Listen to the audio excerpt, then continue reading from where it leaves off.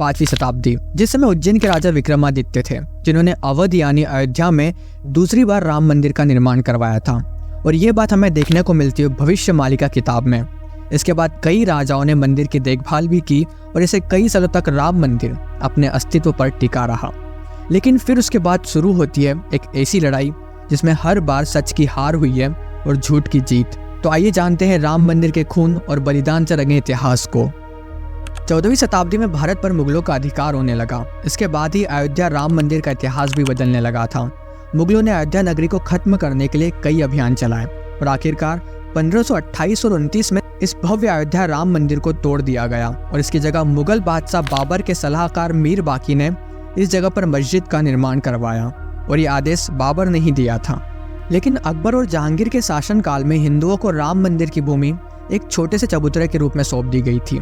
लेकिन एक बार फिर से 1668 में औरंगजेब के आदेश पर अयोध्या के गवर्नर फेदाई खान ने प्रभु श्री राम की जन्मभूमि माने जाने वाले रामकोट फोर्टरेस को तोड़कर अपने पूर्वज बाबर के सपने को पूरा करने के लिए मस्जिद के ढांचे को तोड़कर एक भव्य मस्जिद का रूप दे दिया। इसके बाद से वहां के आसपास के कई जगहों पर पहली बार 1853 में दंगे हुए। अयोध्या श्री राम जन्मभूमि का असली विवाद तो 23 सितंबर 1949 को हुआ, जब मस्जिद में भगवान श्री राम की मूर्तियां मिली।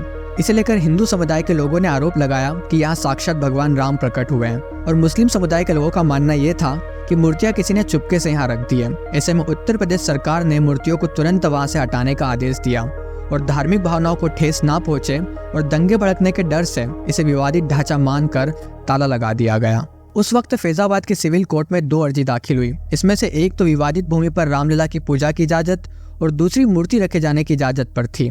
और फिर कई साल बाद 1 फरवरी 1986 में फैजाबाद के जिला जज KM पांडे ने हिंदुओं को पूजा करने की इजाजत दे दी और ढांचे पर लगे ताले को हटाने का आदेश भी दिया। लेकिन फिर आता है वो ऐतिहासिक दिन जिस दिन बाबरी मस्जिद को गिराकर कार सेवा की गई।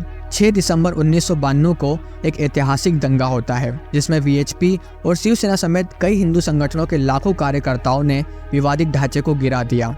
इसमें देश भर में सांप्रदायिक दंगे हुए और उस समय मुलायम सिंह की सरकार के आदेश पर कार सेवकों पर ओपन फायरिंग की जाती है, जिसमें कई हमारे कार सेवक बलिदान होते हैं।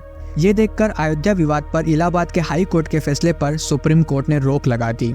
इस बीच सुप्रीम कोर्ट में अयोध्या मामले को लेकर प्रतिदिन सुनवाई होने लगी और तब कहीं जाकर 9 नवंबर 2019 को सुप्रीम कोर्ट के 5 जजों की बेंच ने श्री राम जन्मभूमि के पक्ष में फैसला सुनाया, जिस फैसले में 2.77 एकड़ विवादित भूमि हिंदुओं के पक्ष को मिली और मस्जिद के लिए अलग से 5 एकड़ जमीन मुस्लिम पक्ष को देने का आदेश दिया। और पूरे 28 साल बाद 25 मार्च 2020 को रामलला टेंट से निकलकर फाइबर के मंदिर में शिफ्ट हुए और इसके बाद 5 अगस्त को भूमि पूजन किया गया। अब एक बार फिर से श्री राम की जन्मभूमि अयोध्या में रामलला का भव्य मंदिर बनकर तैयार हो चुका है और 22 जनवरी 2024 को रामलला के भव्य मंदिर का अभिषेक होगा। इस तरह से सालों साल चले इस विवाद का अंत होगा और रामलला की पूजा और आराधना की जाएगी। नमन उन वीरों को जिन्होंने खुद को बलिदान करके भगवान श्री राम को अपने भवन में विराजित किया और राम राज्य की स्थापना की। आप इस संघर्ष से कितना खुश हो कमेंट में जरूर बताएं।